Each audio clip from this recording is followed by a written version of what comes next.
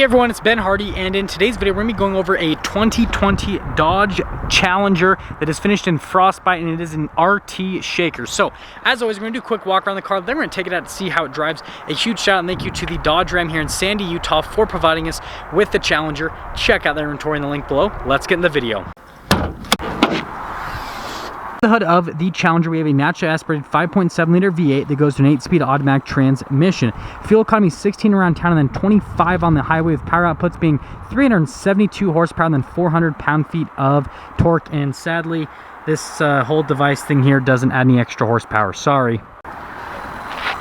Now let's go over the front end of the Challenger finished in Frostbite. Yes, you've got the shaker at the top of the hood there. And again, I mean, it's mainly for looks. I mean, it looks really cool. It brings the whole car together. But you've got the upgraded lights on this. So you've got the LED rings, and then you do have the just extremely bright headlights.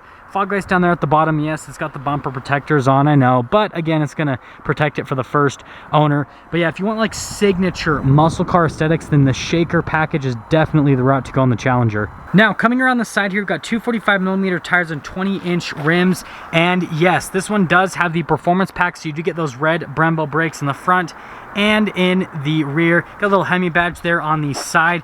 But overall, again, you get that like signature muscle car aesthetic, and it's still cool to see the shaker just like popping up there on the side of the Challenger. Here's our key fob for the Challenger. So you have a couple functions. You've got your unlock, your lock, and then the release for the trunk. And then yes, we've got the remote start. So just got to press that twice. Ooh, and then you get that beefy V8 growl. And then if you press it again, that'll shut it back off, and we'll press this twice and that'll release the trunk, but it doesn't like pop it open like in the Charger. Now lifting up the trunk, here is the cargo space in the back of the Challenger. Again, we got some floor mat action. If you could pull this little strap right here, got a spare tire in the back of this one. And then the rest of the cargo space, I mean, for a muscle car, it's definitely the largest. The cargo volume, it's just massive. And then also the entrance into the cargo area is also massive, so you just win. And again, if you get stuck in the back of the Challenger, just pull that little loop and then you can escape from your high horsepower buddy. Finishing things up in the rear, I've got the taillights on, which, I mean, it's a signature look here on the Challenger. Like, you always know when you're behind one, and it looks cool. You got the exhaust tips there at the bottom, and other than that, I just want you guys to be able to see it from the rear so you can see that color. And let's go over here so you can really see it in the direct sunlight. Yeah, it looks fantastic. Now we do have keyless entry, so one touch to lock it, and then to unlock it, you just have to put your hand on the back of the door handle. Now, looking at the door panel here in the front, you've got this nice stitching here, and then you got like the soft touch above and below it, and then you've got more like nice soft touch leather all along the door panel. So definitely a huge upgrade from the last year. You've got your window controls here on the side, and then also this one does have the Alpine sound system. And well, we're gonna look at the back seats for a second. Now, just looking at the back seats and not throwing myself back there, you do get some cup holders you can pull up from that little center thing right there. You still get the Alcantara in the center, which is actually really nice. Legroom is okay, and headroom's actually pretty good as well. So in terms of like legroom, headroom for a muscle car, this is the best compared to like the Camaro and the Mustang. But yeah, it's still pretty tight back there. Looking over the seats here in the front, this little back part is manual, but then the rest is power adjustable. And then there are the pedals at the bottom. And then we do have our little light controls over here in this area. And then the steering wheel is actually automatically adjustable. There's a look at the paddles from the back, and then also the rocker panels for the radio. And there's one more look before we actually pop inside. I'll start up the Challenger, so we just got to press that. It says shaker there on the center, actually. Oh, I didn't push hard enough. And then everything pops onto life, but it's cool that it says shaker. Here's the steering wheel in the Challenger. Now I've got a cruise control on this side. You got the controls for the center stack, your voice command, and then you've got like grippier leather right here, and then smoother leather on the top and on the bottom. Paddles for that 8-speed automatic, and then this is the stock for the turn signal, but then also for the windshield wipers. And well, it's everything other than the fact there are rocker panels to change the radio stations on the back. Did forget to mention that. Here are the gauges, and sorry about the glare, it's just kind of a horrible time of day. But you've got the RPMs over on that side, and then you got the speed on the other side. And I love kind of like the old school look of the gauges. And then here in the center stack, it just shows you different bits of information. This is pretty much unchanged, so you guys have seen that a million times. But again, I just love the look of the cluster there. It's just that cool like old school look. Now here's the center infotainment system. Response time on it's really good. I mean, it's got the plastic on it and you can see it's responding really well. This also comes with heated and ventilated seats with the Alcantara seats, dual zone climate, so you've got all the like normal modern luxury amenities. And then this one's got the performance controls, which basically just shows you the different drive mode setups. You do have line lock for burnouts, you've got launch control as well, and then you do have the performance pages, which those take forever to load up. I've shown them before in the past. Basically just shows you real-time horsepower, torque figures, all that kind of stuff. Just a neat little app to have in a car. Now down here we've got our radio controls and then the Super Track Pack that just pops up that performance select, and then you've got your sport mode right here. You've got the dual zone climate controls. This is the shifter for the 8-speed automatic, and again you do have that manual mode if you do want to shift through the gears yourself. Couple cup holders right here in this little area, and then we do have the center console, which has some nice stitching at the top. Opening it up, it is lined with felts and it's a pretty decent amount of storage space there, a couple USBs and a 12 volt.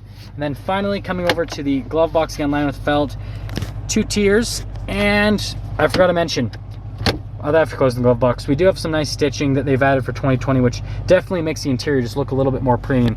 And it says shaker over there. Now this Frostbite shaker does have a sunroof, just a regular sunroof.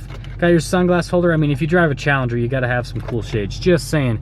Controls for the sunroof, universal garage door openers, and black headliner. It's all for the top. Now let's wrap things up by quickly talking about pricing here on this shaker. So this particular shaker, with all the options it has, right, has a performance package. I mean, this is basically as fully loaded as it gets option wise. Stickers for about $49,000 before any type of market adjustment. That all being said, let's take this shaker out and see how she drives.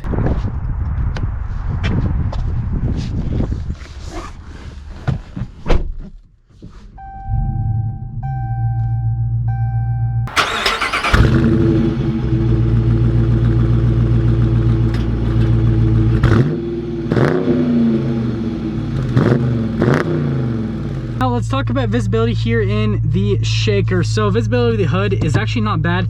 That shaker does get in the way a little bit, but I mean, you guys can see it's really not bad at all. There's visibility through the sides and it's cool seeing the blue. There is your other mirror. And then here's all throughout the rear in the Challenger, which again, visibility is bad, but compared to a Mustang and a Camaro, it's so much easier to see out of this. So from like a practicality standpoint, way better. But again, let's set off. I'm setting off here in the Challenger RT with the shaker, and I might be wrong, but I think this is actually the first time I've ever reviewed a shaker on the channel. I have driven plenty of them, and sorry if the camera's shaking quite a bit. The car, because it has that performance suspension, is a little bit on the bumpier side for sure. But I think this actually might be the first time that I have reviewed a shaker for the channel, and I've driven them before. They don't really drive any different compared to a regular Challenger. It just looks cooler. That's really it. I mean, again, it's pretty much just for show. So the only reason that you're gonna buy the shaker is if you really love that look and if you just really need that look. Now going around these kind of like little sweepers, the steering on the Challenger is actually pretty direct in terms of just like how much input you put to how much the car turns. And again, it is a bigger car. You still feel that. With this performance package, it does feel a little bit more nimble compared to a normal Challenger.